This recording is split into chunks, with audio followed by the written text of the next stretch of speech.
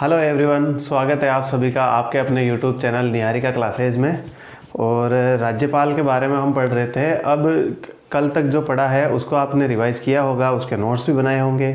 आज की class start करने से पहले मैं आपको थोड़ी राज्यपाल के पद की आलोचना जो हुई है, अलग अलग लोगों ने की है, उसके बारे में थोड़ा एक जानकारी दे देता हूँ। एग्ज़ाम में नहीं पूछा जाता, फिर भी पता होना चाहिए।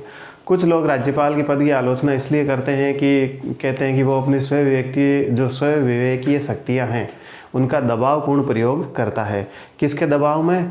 प्रधानमंत्री के दबाव में, उसके निर्देशों के अनुसार कार्य करता है।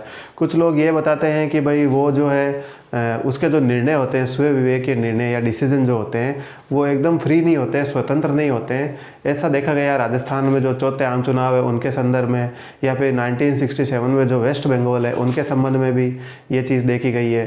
तो इस तरीके से राज्यपाल पद की आलोचना होती है। कुछ लोग ये भी कहते हैं कि वो मतलब केंद्र के अधीन काम करता है। ठीक है, तो केंद्र के हितों को संरक्षण देता है राज्यपाल, अपनी शक्तियों का इस तरीके से प्रयोग करता है कि ताकि केंद्र को फायदा पहुंच सके। ये भी आलोचना होती है राज्यपाल की। कुछ राज्यपाल को इस तरीके से आलोचना करते हैं कि उसका जो डिसीजन है वो पक्षपातपूर्ण होता है, यानी किसी एक पार्टी के फेवर में होता है या उसके खुद के हित भी उसमें शामिल होते हैं। तो वो राज्य की स्थिति को ध्यान में नहीं रखता, राज्य के लिए क्या अच्छा उसको ध्यान में ना रखकर अपने हितों की को ध्यान में रखते हुए पक्षपातपूर्ण बिहेवियर करता है। अब हम पढ़ेंगे राज्यपाल के पद की स्थिति क्या है और राज्यपाल के पद की भूमिका क्या है। दोनों ही बड़ी इंपॉर्टेंट है, समझने के नज़रिए से इंपॉर्टेंट है। अगर एग्ज़ाम में कुछ नया करना है और एग्ज़ाम में सवाल बनाने वाले को स्टूडेंट को फंसाना है, तो यही दो टॉपिक है जहाँ पर, क्योंकि ये ऐसे टॉपिक है कि हर कोई टीचर पढ़ाता भी नहीं है, जबकि सिलेबस में है, साफ साफ लिखा हुआ है, और कुछ अनुच्छेद इसके मामले में ऑटोमेटिक इंपॉर्टेंट हो जाते हैं। तो अगर हम इनको भी समझ लेंगे तो हमारे लिए राज्यपाल का टॉपिक और भी आसान हो जाएगा। ठीक है, 500 शक्तियाँ अपन ने देख ली है। कौन कौन सी है? कार्यपालिका शक्ति, विधायी शक्ति, वित्तीय शक्ति, न्यायिक शक्ति और स्व विवेकीय शक्ति।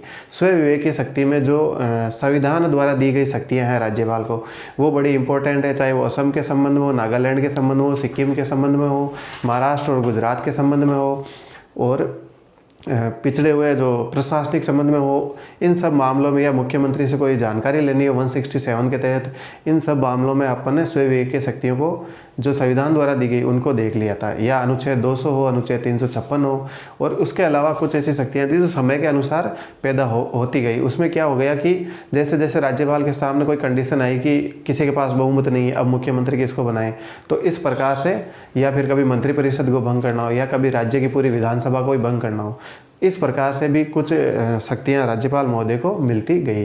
भंग विधानसभा का विघटन दो ही केस में होता है, जब सरकार अल्पमत में हो, या फिर जो बहुमत में जो मुख्यमंत्री है, दल का नेता जो है, वो अगर राज्यपाल से सिफारिश कर दे तो उस समय विधानसभा भंग हो सकती है। यहाँ तक अपन ने पढ़ लिया था, आलोचना मैंने आज शुरू में बता दी है। अब देखते हैं राज्यपाल पद की भूमिका क्या है। देखिए, पद की स्थिति क्या है, इसका जो पद है उसका क्या स्टेटस है, क्या मायने रखता है इसका पद। ठीक है, वो पहले अपन समझते हैं। देखो, इसके पद की स्थिति इस प्रकार है कि ये दो तरीकों से कार्य करता है। जब क्लास शुरू में स्टार्ट हुई थी और अपन ने राज्यपाल को शुरू किया था, तो अपन ने पढ़ा था कि ये एक तो संवैधानिक मुखिया है राज्य का, दूसरा ये केंद्र का अधिकारी है। केंद्र जो है इसे अपॉइंट करता है, केंद्र का मतलब राष्ट्रपति इसे अपॉइंट करता है। तो दो स्थितियाँ हैं इसके पद की। क्या क्या है? पहली है कि संविधान के मुखिया के रूप में, संवैधानिक मुखिया। राज्य का संवैधानिक मुखिया कौन है? राज्यपाल है। ठीक है, राजनीतिक मुखिया कौन है? मुख्यमंत्री है, लेकिन संवैधानिक मुखिया के रूप में कार्य करता है। और दूसरा एक प्रभावशाली अधिकारी है। और इसका कितना प्रभाव है, इसको अपन ने कल भी समझा था, आज और समझेंगे कि 1967 में मोहनलाल सुखाड़िया की सरकार बनना बहुत मुश्किल थी, लेकिन संपूर्णानंद उस समय क्या थे? राज्यपाल थे, और उन्होंने ये सरकार बनाई थी।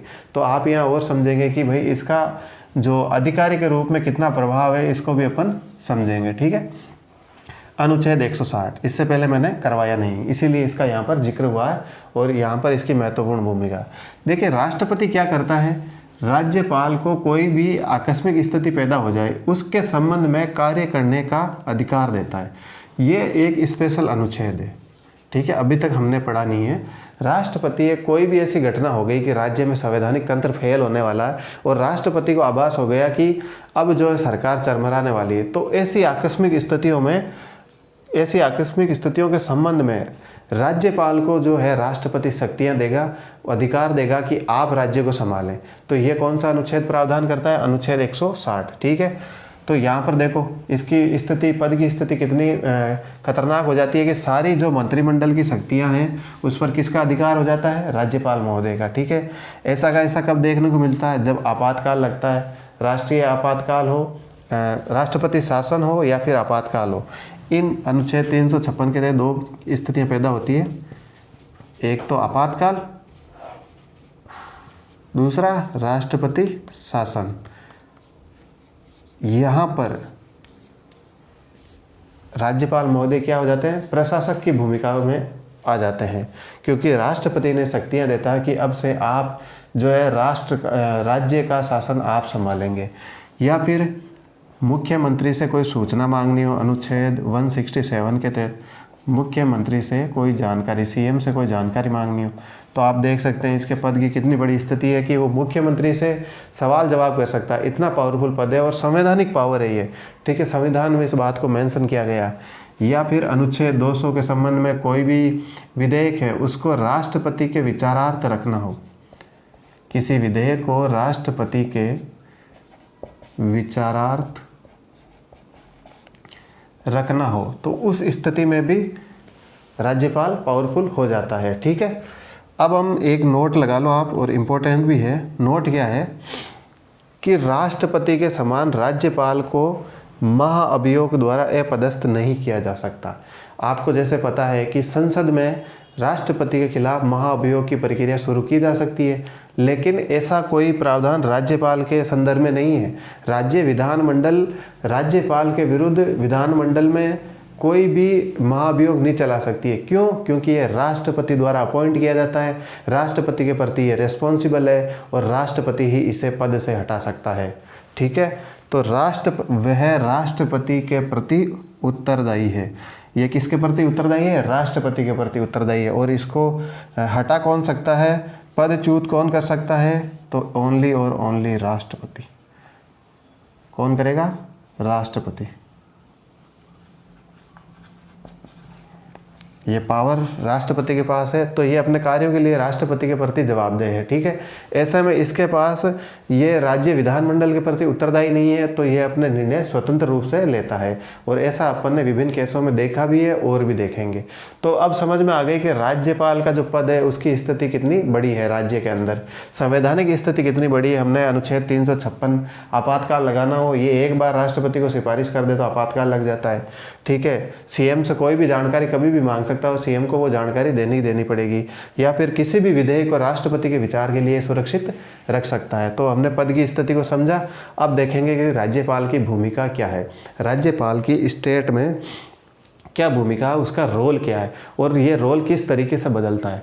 सबसे पहले हमें समझना होगा कि राज्यपाल का कार्यकाल तय कैसे होता है। ठीक है, अनुच्छेद 156 इसका कार्यकाल तय करता है। अपन ने पढ़ा था 152 में परिभाषा, 53 में एक राज्यपाल होगा, 54 में सभी कार्य उसके नाम होंगे और 55 में उसके पास 55 में उसकी नियुक्ति होगी, फिर उसका ये पदावधि है और 57 में उसकी योग्यता है। इस तरीके से अपन ने राज्यपाल को शुरुआत में पढ़ा था। ठीक है, तो 156 उसकी कार्यकाल तय करता है, उसकी पदावधि तय करता है। ठीक है, नियुक्ति के बाद में ये आता है। अब कार्यकाल में साफ साफ लिखा हुआ कि राष्ट्रपति के पश्चात पर्यंत, यानी कि राज्यपाल तब तक अपने पद पर बना रहेगा जब तक राष्ट्रपति महोदय चाहे। सामान्यतः इसका कार्यकाल कितना होता है? सामान्यतः इसका कार्यकाल 5 वर्ष होता है और 5 वर्ष होना भी चाहिए, लेकिन जब जब केंद्र को अपना हित साधने हो तब तब वह राज्यपाल के पद को बढ़ाती जाती है। कई बार राज्यपाल 10-10 साल तक राज्यपाल रहते हैं। क्यों? क्योंकि ऐसा राष्ट्रपति महोदय चाहते हैं और ये राष्ट्रपति महोदय के प्रति जवाबदेही है, तो इसको कोई टेंशन भी नहीं है। जब तक ये राष्ट्रपति के हितों की बात करता रहेगा राज्यपाल, तब तक पद पर बना रहेगा। तो यहाँ इम्पोर्टेंट रोल हो जाता है, क्योंकि 5 साल में सरकार बदल जाती है लेकिन 5 साल में राज्यपाल नहीं बदलता है, तो वो अपने लगातार जिस पार्टी के में वो अपनी आस्था रखता है उसके हितों के लिए वो काम करता रहता है। ये एक प्रैक्टिकल पोजीशन है। इसमें ऐसा मत समझ लेना कि विजय सर जो है राज्यपाल के पद की आलोचना कर रहे हैं। राज्यपालों ने ऐसे काम ही ऐसे किए हैं पिछले 75 सालों में, 77 सालों में, जिनकी वजह से वो इतने चर्चा में रहे हैं और सबसे ज़्यादा विवाद की स्थिति में राज्यपाल का ही पद रहा है। अभी मैं आपको आगे 5 आयोग की सिफारिशें बताऊंगा। अगर वो इसका पद विवादित ना होता तो समय समय पर वो 5 आयोग बनते ही नहीं और वो सिफारिशें करते भी नहीं। ठीक है। 1952 में एक स्थिति देखने को मिली, पेप्सू एक स्टेट का नाम है, Patiala and east Punjab states. ठीक है, ये अपने आप में एक स्टेट था, बाद में इसे पंजाब और हरियाणा करके अलग कर दिया गया था। ठीक है, पेप्सू एक स्टेट था 1952 में। वहाँ पर क्या था कि एक गैर कांग्रेसी सरकार थी। देखो 1952 कौन सा दौर है, जब देश नया नया आज़ाद हुआ और 1952 में पहले आम चुनाव हुए और नेहरू जी जीत गए, भयंकर बहुमत से जीत गए और नेहरू जी लगभग 10-15 साल प्रधानमंत्री रहे थे देश के। ये वो दौर है जहाँ कांग्रेस का पूरा वर्चस्व था। और 1957 में केरल में भी गैर कांग्रेसी सरकार थी। तो अलग अलग राज्यों में गैर कांग्रेसी सरकार बन रही थी और कांग्रेस को ये था कि राज्यों में गैर कांग्रेसी सरकार बन रही है तो वो ज़रूरी नहीं है हम जो नीतियाँ लाए वो लागू करें। तो उन्होंने राज्यपाल के पद का इस्तेमाल करना शुरू कर दिया। और उन्होंने क्या किया, बड़ी इंपॉर्टेंट बात है, आप इसको समझना। केंद्र ने ये किया कि राज्यपाल को कहा कि आप इन सरकार को बर्खास्त कर दें। अब देखो, बर्खास्त कर दे वो अलग बात है, मंत्रिमंडल को बर्खास्त कर दे, लेकिन उनके पास बहुमत तो है ना। बहुमत का मतलब क्या है, जनता चाहती है कि जिस सरकार को हमने चुना वो 5 साल शासन करे, लेकिन इन्होंने क्या कर दिया, राज्यपाल महोदय ने पूरे मंत्रिमंडल को ही बर्खास्त कर दिया। ठीक है, तो यहाँ पर हमें देखने को मिलता है कि राज्यपाल का रोल किस तरीके से राज्य में काम करता है। पूरे के पूरे मंत्रिमंडल को राज्यपाल ने बहुमत के बावजूद बर्खास्त कर दिया। इसीलिए तो राज्यपाल का पद है बहुत ज़्यादा विवाद का विषय रहा है। ऐसा कैसा अपन राजस्थान में देखने को मिलता है। 1967 में मोहनलाल सुखाड़िया की सरकार बननी असंभव थी लगभग। ठीक है, बड़ी मुश्किलें थी, असंभव तो नहीं थी, पर संपूर्णानंद जो उस समय के राज्यपाल थे उनका महत्वपूर्ण उसमें रोल था और उन्होंने इनकी सरकार बनाई। अब हम देखेंगे राज्यपाल के संबंध में विभिन्न आयोगों के सुझाव और अलग अलग समितियाँ समय समय पर बनी, उन्होंने कुछ सुझाव दिए। कपड़ा है यहाँ पर, ये नहीं है।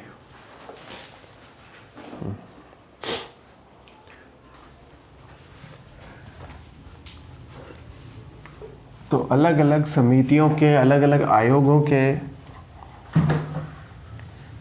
जो सुझाव हैं राज्यपाल के पद को लेकर, अब हम उनको समझेंगे। ठीक है,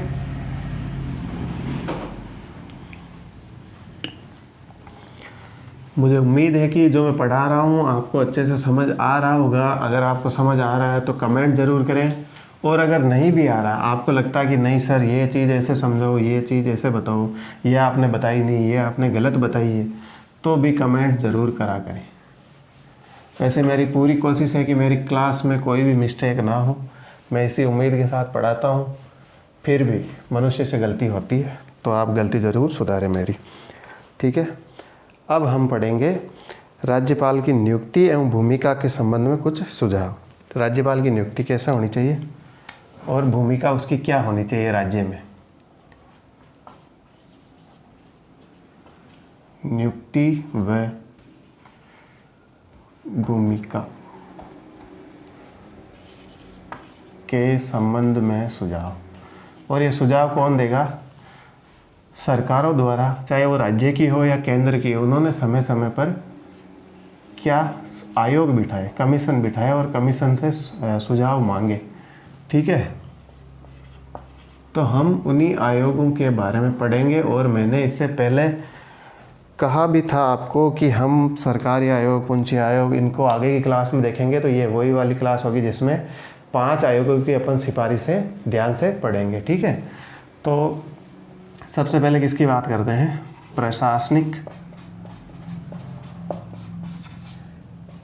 प्रशासनिक सुधार आयोग। प्रशासनिक सुधार आयोग कब बैठा, सबसे पहले तो ये आपको पता होना चाहिए। प्रशासनिक सुधार आयोग 1969 में बैठा। कब बैठा, 1969 में। ठीक है, प्रशासनिक सुधार आयोग की अगर हम बात करें तो 1960 9 में इसने 3 सुझाव दिए और 3 अलग अलग सुझाव किस प्रकार से दिए वो अपन देखते हैं। पहली बात तो कि भाई साहब ये जो राज्यपाल है उसके पास प्रशासनिक क्या होना चाहिए, अनुभव होना चाहिए। सबसे पहले राज्यपाल के पास प्रशासनिक अनुभव होना चाहिए। ऐसा व्यक्ति जिसके पास प्रशासनिक अनुभव ही नहीं है, जिसको पता ही नहीं है कि राज्य का शासन कैसे चलता है, उस व्यक्ति को अपन राज्यपाल कैसे बना सकते हैं। दूसरी सबसे बड़ी बात, इन्होंने एक और इम्पोर्टेंट बात कही कि ऐसे व्यक्ति को बनाना चाहिए जिसको पार्टी से कोई मतलब नहीं है, जो पार्टी के पूर्वाग्रहों से न जुड़ा हो, जो स्वतंत्र रूप से कार्य कर सके। ऐसा व्यक्ति जो दलीय पूर्वाग्रहों से मुक्त हो। क्या होना चाहिए, दलीय पूर्वाग्रहों से मुक्त होना चाहिए। 3 जो मुख्य सिफारिशें हैं अपन वो ही पढ़ेंगे, ठीक है। ज़्यादा एक्स्ट्रा पढ़ने से मतलब नहीं, जो एग्ज़ाम में पूछा जाएगा वही हमारे लिए इम्पोर्टेंट है। दलीय पूर्वाग्रहों से मुक्त हो और इसकी जो नियुक्ति है वो दोबारा नहीं। ये राजमन्नार आयोग की पहली सिफारिश, नियुक्ति दोबारा नहीं। दूसरी सिफारिश क्या है, नियुक्ति से पहले, नियुक्ति से पूर्व सीएम से परामर्श अनिवार्य। इसका क्या मतलब है, इसका मतलब ये है जनता ने चुना है मुख्यमंत्री को, जनता ने राज्यपाल को नहीं चुना है। जनता चाहती है कि ये हमारा नेता है और ये हम जैसे चाहते हैं वैसे शासन करे, ये हमारी इच्छाओं का प्रतिनिधित्व करता है। राज्यपाल जनता की इच्छाओं का प्रतिनिधित्व नहीं करता है। तो अगर जनता की इच्छा, जनता का हित सर्वोपरि है तो जनता ने जिसे चुना हो उससे कम से कम पूछा तो जाए कि राज्यपाल बनेगा तो कौन बनना चाहिए, उसमें क्या गुण होने चाहिए, क्या क्या उसमें प्रशासनिक अनुभव होने चाहिए। ये सब बातें कम से कम एक बार जब राजस्थान का मुख्यमंत्री से ही नहीं पूछा गया कि राज्यपाल कौन होगा तो फिर मतलब क्या है। क्योंकि ऐसे व्यक्ति को तो राज्यपाल बनाना है जो राजस्थान की जनता के हित की बात कर सके, जो राजस्थान की जनता को जानता ही नहीं हो, जिसने कभी समझा ही नहीं हो राजस्थान की जनता को। जैसे एक सुझाव मैं दे सकता हूँ, जैसे ही आईएएस के रिजल्ट आते हैं और उनको जब अपॉइंटमेंट मिलता है तो क्या होता है कि उन्हें अलग अलग कैडर दिए जाते हैं। अब मान लो कि किसी को कैडर दिया गया है राजस्थान का और उसने 10-15 साल राजस्थान में एज ए आईएएस काम किया है, ठीक है। उस व्यक्ति को आप राजस्थान का बाद में अगर राज्यपाल बनाते हो और मुख्यमंत्री कहता है कि हाँ भाई ये व्यक्ति 10-15 साल का अनुभव रखता है राजस्थान के संबंध में, तो आप बताइए वो राजस्थान के लिए बेहतर डिसीजन लेगा या फिर कोई ऐसा व्यक्ति जो पार्टी से जुड़ा हुआ है, उसने पार्टी के अलावा कोई काम नहीं किया और वो विवादों से घिरा हुआ है। कुछ तो ऐसे राज्यपाल भी होते हैं जिन्होंने मर्डर भी किए हुए हैं। आप उसको ज़बरदस्ती किसी राज्य की संवैधानिक स्थिति में संवैधानिक स्थिति दे देते हो, जो कि लगभग मुख्यमंत्री के बराबर है, ठीक है। क्योंकि मुख्यमंत्री भले ही जनता द्वारा चुना गया हो लेकिन यहाँ पर राज्यपाल जो है संवैधानिक प्रमुख है, तो आप ऐसे व्यक्ति को क्यों बना रहे हो। तो ये राजमन्नार प्रशासनिक सुधार आयोग की कुछ सिफारिशें थी। एक चीज़ और उन्होंने कही कि यह जो राज्यपाल महोदय है इसको आपने स्वविवेकीय शक्तियाँ दी। ये जो स्वविवेक की जो शक्ति है उसको क्या करना होगा, केंद्र को, स्वविवेक की शक्ति को केंद्र को राष्ट्रपति के नाम पर निर्देशित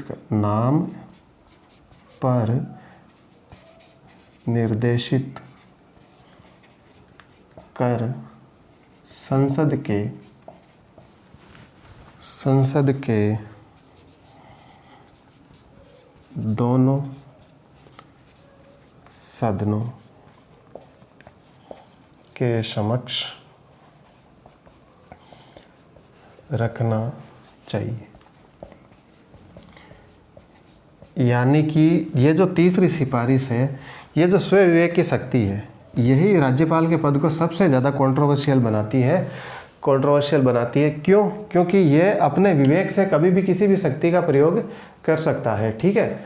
तो अब जब ये अपने विवेक से किसी भी शक्ति का कैसे भी प्रयोग कर सकता है, तो मान लो कहीं पर तो सरकार किसी की बन ही नहीं रही है और वो ज़बरदस्ती सरकार बना दे, और कहीं पर बन रही है उसको बर्खास्त कर दे। तो यहाँ पर केंद्र को ये काम करना होगा कि राष्ट्रपति के नाम पर एक प्रॉपर निर्देश जारी करे, एक डायरेक्शन जारी करे और उसे संसद के दोनों सदनों में पेश करे, उनके समक्ष रखे कि भाई ऐसा होना चाहिए। तब क्या होगा, राज्यपाल के लिए भी आसान होगा कि उसे पता रहेगा कि मेरी सवै विवेकीय शक्तियों की लिमिट का है क्या है। ठीक है, आगे हम एसआर बोमई जब केस पढ़ेंगे तो उनमें इनको और ज़्यादा अच्छे से समझेंगे, क्योंकि उस टाइम पे अनुच्छेद 356 को लेकर भारत का जो सुप्रीम कोर्ट है उसने कुछ निर्णय दिए थे धर्मनिरपेक्षता के बारे में, अनुच्छेद 356 के बारे में, संघवाद के बारे में, वो सब भी अपन और आगे अच्छे से समझेंगे। ठीक है, ये किसकी सिफारिशें हैं, प्रशासनिक सुधार आयोग 1969 में जो बैठा, यही इंपॉर्टेंट है, इसी को आपको ध्यान रखना है, ये सिफारिशें आपको ध्यान में रखनी। प्रशासनिक सुधार आयोग और भी बैठे थे लेकिन ये सबसे ज़्यादा इंपॉर्टेंट है। तो पहला आयोग की सिफारिशें अपन ने पढ़ ली। अब हम पढ़ेंगे राजमन्नार आयोग की सिफारिशें। राजमन्नार आयोग की 2 सिफारिशें हैं और वो दोनों ही बड़ी महत्वपूर्ण हैं।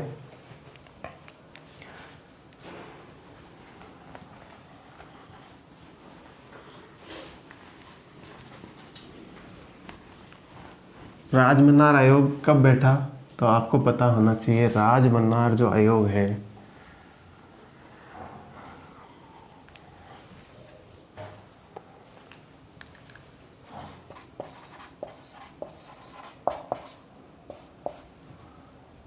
राजमन्नार आयोग 1970 में, इसके 1 साल बाद ही।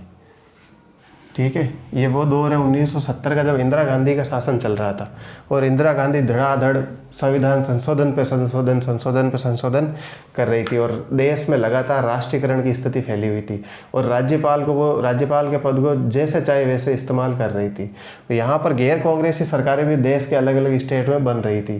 तो इंदिरा गांधी का प्रभाव का दौर है, उस संबंध में राजमन्नार आयोग बैठा। ठीक है, अब ये राजमन्नार आयोग है, इसकी 2 सिफारिशें, इसकी 2 अलग अलग सिफारिशें। इसकी 2 सिफारिशें क्या है, सबसे पहले आपको यह समझना है राजमन्नार आयोग है ये बैठा कहाँ पर। तो मैं आपको बता दूं कि जो तमिलनाडु स्टेट है, तमिलनाडु राज्य, वहाँ सरकार थी किसकी, द्रमुक सरकार। द्रमुक सरकार से क्या मतलब है, देखो वहाँ पर मुख्यतः 2 ही सरकारें बनी। ये जो सरकारों की स्थिति है वहाँ पर एक तो सरकार बनती है AIADMK, ठीक है, जो किसकी सरकार है अगर आपको समझना है तो जयललिता की। ठीक है, वर्तमान में पहले MGR थे, उसके बाद जयललिता। और दूसरी सरकार वहाँ पर बनती है अक्सर DMK, और ये DMK कौन है, स्टालिन। करुणानिधि को आप जानते होंगे, करुणानिधि के बाद में उनका बेटा स्टालिन वहाँ अभी वर्तमान में CM है।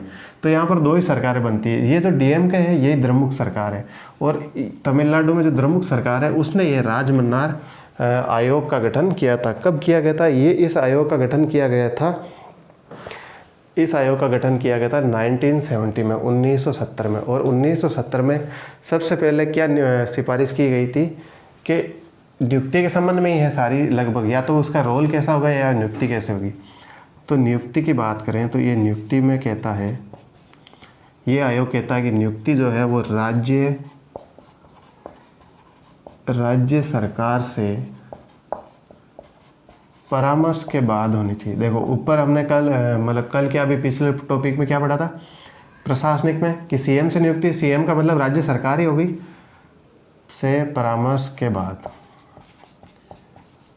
देखिए राजमन्नार आयोग भी यही बात कह रहा है, और ये बात लगभग हर आयोग करेगा ही करेगा कि भाई जिस भी व्यक्ति को आप नियुक्त कर रहे हो उसकी नियुक्ति करने से पहले राज्य सरकार से पूछो तो सही, उसको 5 साल राज्य का शासन संभालना है, राज्य की संवैधानिक स्थिति को संभालना है, और आप उस राज्य से पूछ ही नहीं रहे हो तो फिर मतलब क्या है। ठीक है, अब दूसरी बात इन्होंने बड़ी इंपॉर्टेंट कही। ठीक है, राज्यपाल का जो विवाद का विषय है उसको सुलझाने में अगर समझे तो इसकी दूसरी सिफारिश बड़ी महत्वपूर्ण है। यह क्या कहता है कि जो केंद्र सरकार है, केंद्र सरकार राष्ट्रपति के द्वारा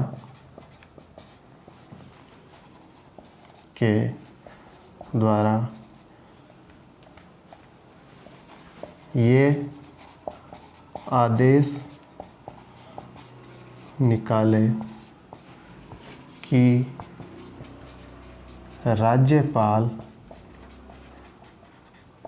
समान परिस्थितियों में समान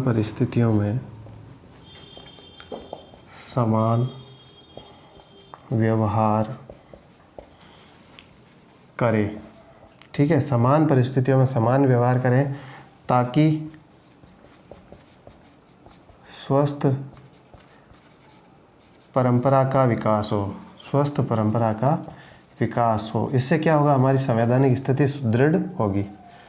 ठीक है, तो केंद्र सरकार राष्ट्रपति के द्वारा ये आदेश निकाले कि राज्यपाल जो है समान परिस्थितियों में समान व्यवहार करें। ऐसा नहीं हो कि कहीं पर जो, जैसे मान लो कि अभी केंद्र सरकार में ए पार्टी है, ठीक है, सेंटर में ए पार्टी है और किसी स्टेट में बी पार्टी है, वो उस पार्टी से संबंध नहीं रखती है, और किसी दूसरे स्टेट में सी पार्टी है, वो जो है सेंटर से संबंध रखती है। तो यहाँ पर तो राज्यपाल अलग तरीके से बिहेव करेगा। भले ही जो सी राज्य है, सी पार्टी का जहाँ शासन है, वहाँ पर उसके पास बहुमत नहीं है, तो भी वहाँ पर क्या है, वो राज्यपाल जो मुख्यमंत्री को नियुक्त कर देता है और वहाँ सरकार बना देता है। लेकिन जहाँ पर बी पार्टी है, जिसका केंद्र से संबंध नहीं है, वहाँ पर वो उनकी मतलब उनकी बर्खास्तगी कर देता है, उनके काम में कोई ना कोई अड़चन अटकाता है। ठीक है, तो ऐसा काम नहीं होना चाहिए, बल्कि जैसी समान परिस्थितियां उनमें समान व्यवहार हो। ठीक है, अगर वहाँ पर भी बहुमत नहीं है तो वहाँ पर भी जिस दल के पास बहुमत नहीं है उसको पहले मौका क्यों देना। और अगर यहाँ इस राज्य में भी नहीं है, जब दोनों राज्य में स्थितियाँ समान है तो वहाँ पर व्यवहार भी समान होना चाहिए। इससे क्या होगा, एक स्वस्थ परंपरा का विकास होगा और आगे विवाद की स्थितियाँ कम होगी। अब ये अपन ने दूसरा आयोग पढ़ लिया है। इसके बाद आता है सरकारीय आयोग, और सरकारीय आयोग इन आयोगों में सबसे महत्वपूर्ण है। सरकारीय आयोग सबसे महत्वपूर्ण है। इसकी मैंने पहले भी बात की थी, हमारे लिए सबसे ज़रूरी यही है।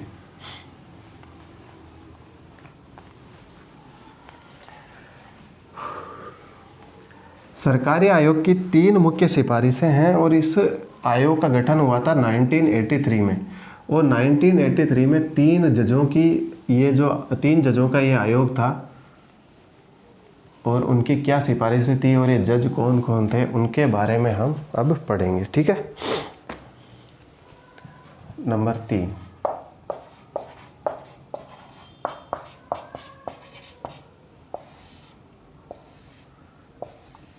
यही सबसे इम्पोर्टेंट है। ठीक है, यही सबसे इम्पोर्टेंट है। मैं स्टार लगा देता हूँ 2 बार 3 बार। ठीक है, कब बैठा सरकारी आयोग, 1983 में। याद रह जाएगा, जो सबसे ज़्यादा इम्पोर्टेंट है वो 1983 में बैठा, क्योंकि भारत ने पहली बार वर्ल्ड कप 1983 में जीता था। ठीक है, इसके कितने सदस्य थे तो आपको पता होना चाहिए, 3 सदस्य। कितने सदस्य? 3 सदस्य। और कौन कौन थे? जो अध्यक्ष महोदय है वो कौन थे? अध्यक्ष थे जस्टिस R.S. सरकारिया। तो इनके नाम पर ही इसका नामकरण किया गया था। ठीक है, R.S. सरकारिया। ये कौन है? जस्टिस है, भारत के मुख्य सुप्रीम कोर्ट के जस्टिस थे। ठीक है, और सदस्यों की बात करें तो सदस्य कितने थे अध्यक्ष के अलावा? 2 और, वो भी क्या थे? जस्टिस ही थे। उनमें देखो R.S. सरकारी आपको याद रह जाएगा, तो फिर आगे कर देना S.R. सेन। क्या कर दोगे? S.R. सेन। और तीसरे कौन है? वी से विजय नहीं है, हालांकि ऐसे ही बता रहा हूँ याद के लिए, वी शिवरामन। ठीक है, ये 3 इसके सदस्य थे और इन 3 सदस्यों की 3 ही शर्तें थी। क्या थी? 3 शर्तें थी। किसके संबंध में? कि भाई राज्यपाल की नियुक्ति कैसे होनी चाहिए। 3 शर्तें। पहली शर्त क्या थी इनकी? राज्यपाल की नियुक्ति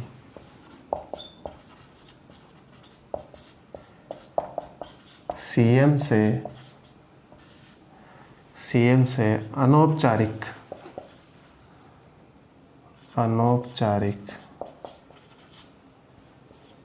सीएम से अनौपचारिक सुझाव के बाद में, अनौपचारिक सहमति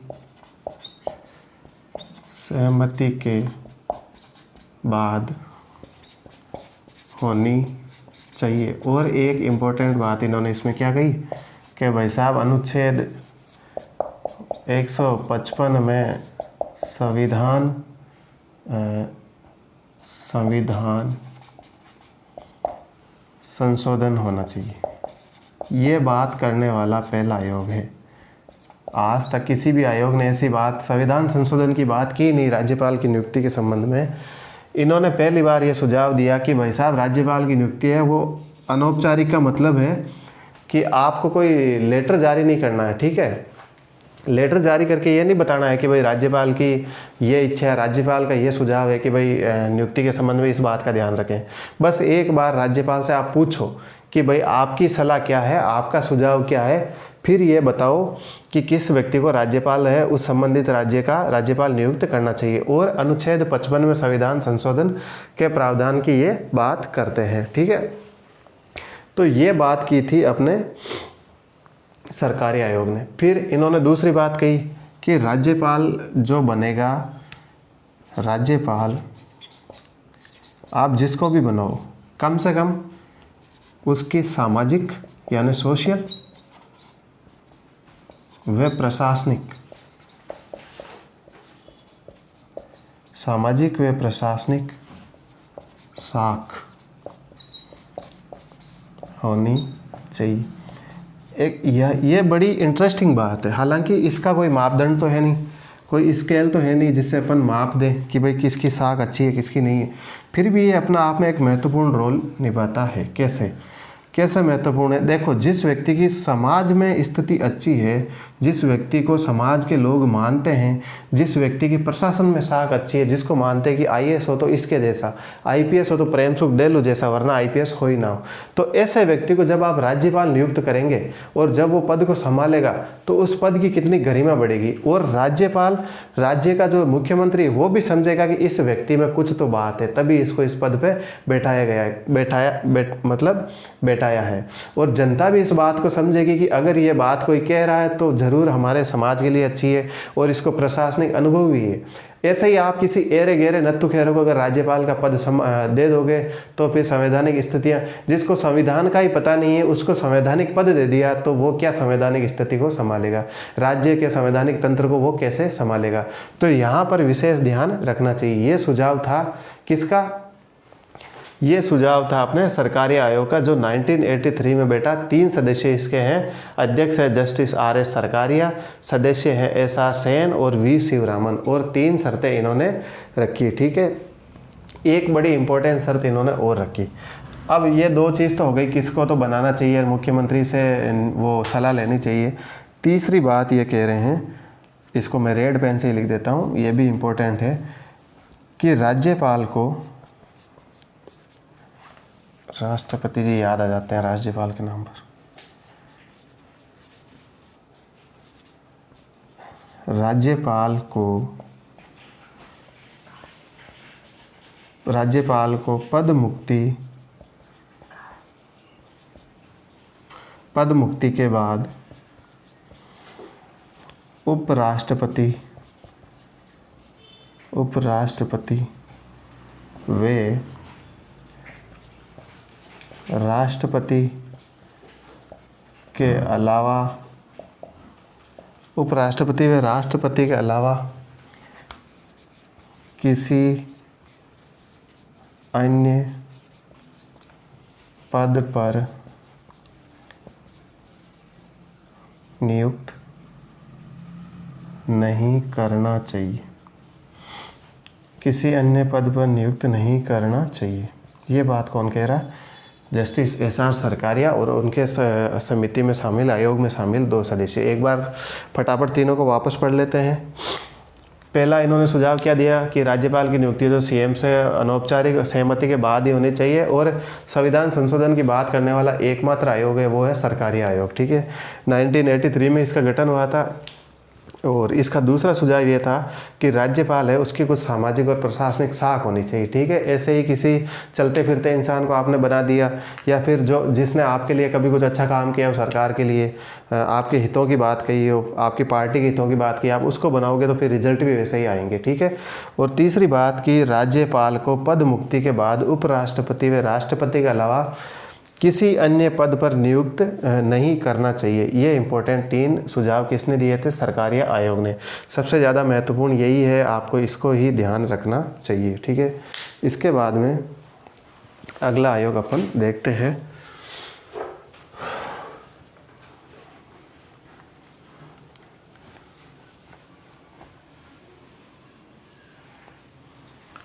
अगला आयोग बैठा था 2007 में।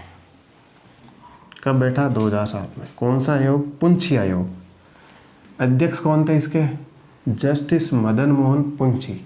और ये जस्टिस नहीं थे, ये सुप्रीम कोर्ट के चीफ जस्टिस थे। ये सुप्रीम कोर्ट के चीफ जस्टिस थे और उस समय उन्होंने अपने कार्यभार से ये मुक्त हो गए थे, मतलब रिटायर्ड चीफ जस्टिस थे, जिसे हम पूर्व मुख्य न्यायाधीश भी कह सकते हैं। ठीक है, कौन सा आयोग है? पुंछी आयोग। इनकी भी लगभग वही समान सिफारिशें हैं, पुंछी आयोग की भी।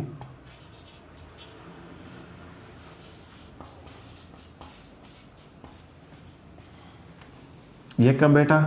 2007 में, 27 अप्रैल 2007। ठीक है, 27 अप्रैल 2007 में ये आयोग बैठा। और 27 अप्रैल 2007 में इसके अध्यक्ष कौन बनाए गए? उस समय अध्यक्ष बनाए गए सुप्रीम कोर्ट के पूर्व मुख्य न्यायाधीश। पूर्व मुख्य न्यायाधीश। एक चीज़ और, मैं अभी फटाफट लिख रहा हूँ और मिटा भी रहा हूँ, तो आई होप कि आप साथ साथ ही लिख रहे हो। और जैसे ही मैं इस तरफ आता हूँ, स्क्रीन से हटता हूँ, तो आप वहाँ पॉज करके भी लिख सकते हैं, स्क्रीनशॉट भी ले सकते हैं। ठीक है, ये चीज़ें अब इतनी इंपॉर्टेंट भी नहीं है कि आपको इन पे ही एक दिन से ज़्यादा समय खराब करना। आज की क्लास में पढ़ लो, आज ही याद कर लो, और जब एग्जाम आए उस टाइम वापस देख लो। इसीलिए मैं इनको जल्दी जल्दी करा रहा हूँ। तो सुप्रीम कोर्ट के पूर्व मुख्य न्यायाधीश, और कौन है? पुंछी से आपको समझ आना, मदन मोहन पुंछी। कौन है? मदन मोहन पुंछी। अब देखो, ये जो आयोग वगैरह बैठते हैं ना, इनकी एक बड़ी विडंबना है। इनसे जब भी सिफारिश मांगते हैं ना, इनको सालों लग जाते हैं। 2007 में ये बैठे थे और इन्होंने अपने सुझाव दिए 30 मार्च 2010 को। ठीक है, कब सुझाव दिए? 30 मार्च 2010 को इन्होंने एक रिपोर्ट पेश की और उसमें इन्होंने 273 सिफारिशें की। कितनी? 273 सिफारिशें। अब आपको लगता है कि सिफारिशें मानी जाएंगी? जहां सरकारी आयोग की 3 मुख्य शर्तें ही नहीं मानी गई नियुक्ति के संबंध में, वहां इसकी 273 सिफारिशें मानी जाएगी क्या? बिल्कुल भी नहीं मानी जाएगी। ये अलग बात है कि नहीं मानी गई, लेकिन आप समझो कि हम में से ही कोई व्यक्ति अगर उस पद पर चला गया, राष्ट्रपति के पद पर, उसे किसी व्यक्ति को नियुक्त करना है, या हम में से कोई व्यक्ति प्रधानमंत्री बन गया और उसे किसी व्यक्ति के बारे में सुझाव देना कि इस व्यक्ति को, राष्ट्रपति महोदय को, राज्य का राज्यपाल नियुक्त करना चाहिए, तो आपको इन कमीशन की सिफारिशें ही नहीं पता। आज से पहले की स्थिति तो आपको पता ही नहीं है कि किन किन लोगों ने क्या क्या सुझाव दिए, और अब आप जाके कुछ भी किसी भी व्यक्ति को बना दोगे तो मतलब है कि नहीं। तो ये स्थिति आपको पता होनी चाहिए। इन्होंने क्या क्या सुझाव दिए, तो इन्होंने देखो, ये सारी बातें तो मैं लिख नहीं सकता, पर जो जो इम्पोर्टेंट है वो मैं लिख देता हूँ। केंद्र राज्य के बीच के कार्य, उनमें संतुलन होना चाहिए। आपातकाल के प्रावधानों में बदलाव होना चाहिए। ठीक है, आपातकाल के प्रावधान। वित्तीय संबंध है, उनमें सुधार होना चाहिए। वित्तीय संबंधों में सुधार,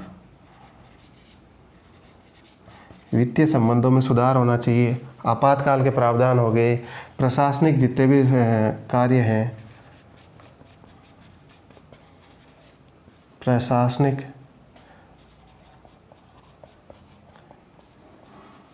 कार्यों में सुधार, इस प्रकार से कुछ सिफारिशें मैं मुख्य है आपको लिखा देता हूँ।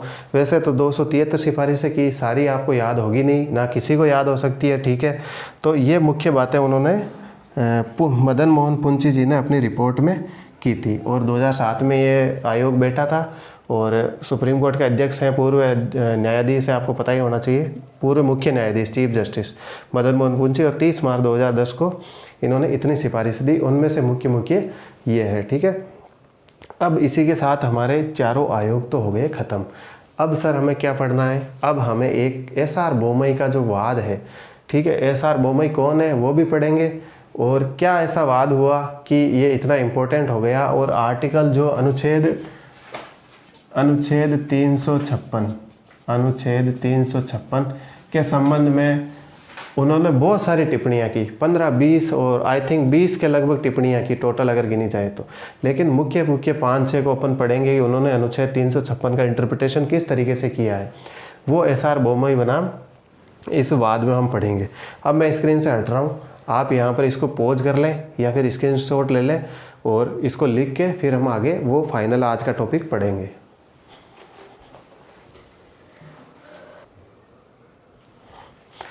तो चलिए, आपने पुंची आयोग की सिफारिशें लिख ली होगी, अध्यक्ष कौन है उनका और उनका कब गठन हुआ, कब उनकी रिपोर्ट आई और कब मतलब उन्होंने क्या क्या सिफारिशें दी, उनको अपन ने समझ लिया होगा। अब हम जो पढ़ेंगे वो एसआर बोमई, जो मैंने अभी आपको थोड़ी देर पहले बताया था कि एसआर बोमई वाद क्या है, एसआर बोमई केस क्या है। इसका दूसरा नाम है एसआर बोमई बनाम भारत संघवाद, एसआर बोमई बनाम भारत संघवाद, ठीक है, union of India versus SR Bommai. ये एसआर बोमई वाद क्या है इसको हम समझेंगे। सबसे पहले कि भाई ये एसआर बोमई है कौन, तो आपको बता दूं 1988 और 1999 के दौर में कर्नाटक के जो मुख्यमंत्री थे वो थे एसआर बोमई साहब। कौन थे? एसआर बोमई। और उस समय हुआ क्या कि इनको कर दिया गया बर्खास्त, ठीक है, इनको कर दिया गया बर्खास्त। तो उस समय इस वाद में जो सुप्रीम कोर्ट है भारत का, सुप्रीम कोर्ट ने क्या किया, इस अनुच्छेद 356 इनको किया गया बर्खास्त और कर्नाटक राज्य में लगाया गया राष्ट्रपति शासन, ठीक है। तो उस संबंध में सुप्रीम कोर्ट ने जो है अनुच्छेद 356 के तहत ही लगता है राष्ट्रपति शासन और आपातकाल, तो इसके संबंध में इसकी व्याख्या की इस केस में, और ज़बरदस्त व्याख्या की सुप्रीम कोर्ट ने। और देखो ये 88-89 का है, 1994 में इसका फैसला आया। फैसला कब आया? 11 मार्च 1994 को।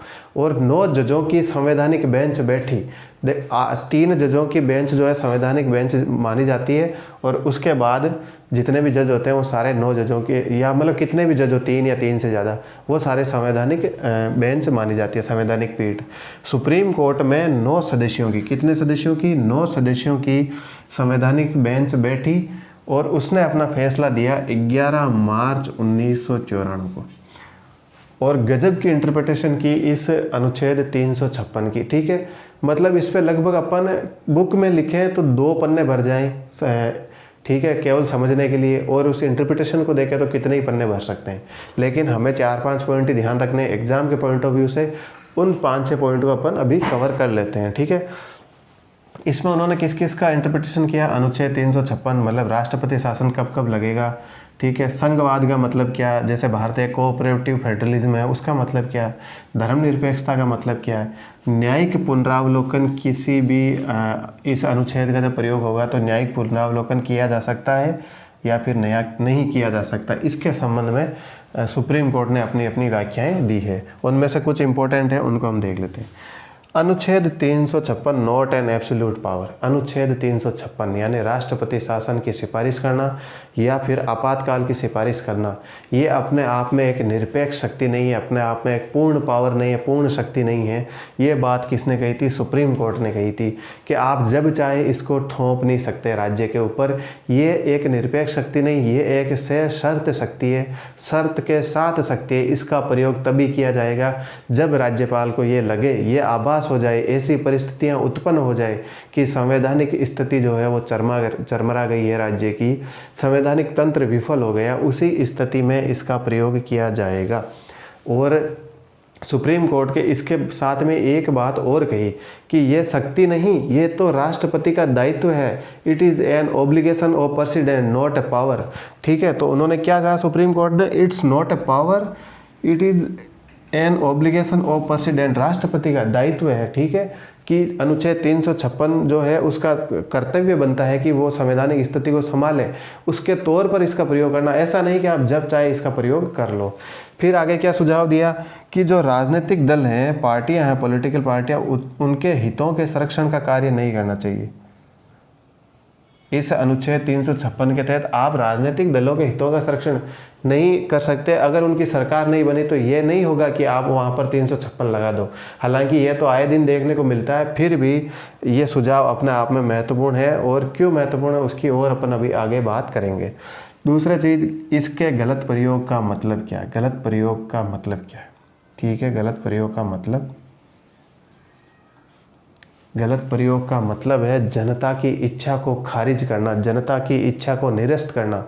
जनता ने जब सरकार चुन ली है, जनता का मन है कि हमारे ऊपर ये पार्टी का शासन चलेगा क्योंकि हमारी इच्छा ये है कि ये हमारी इच्छाओं का प्रतिनिधित्व करते हैं, फला व्यक्ति हमारी इच्छाओं का प्रतिनिधित्व करता है, क्योंकि जनता अपने प्रतिनिधि को चुनती है और वो सारे प्रतिनिधि मिलके अपने नेता को चुनते हैं।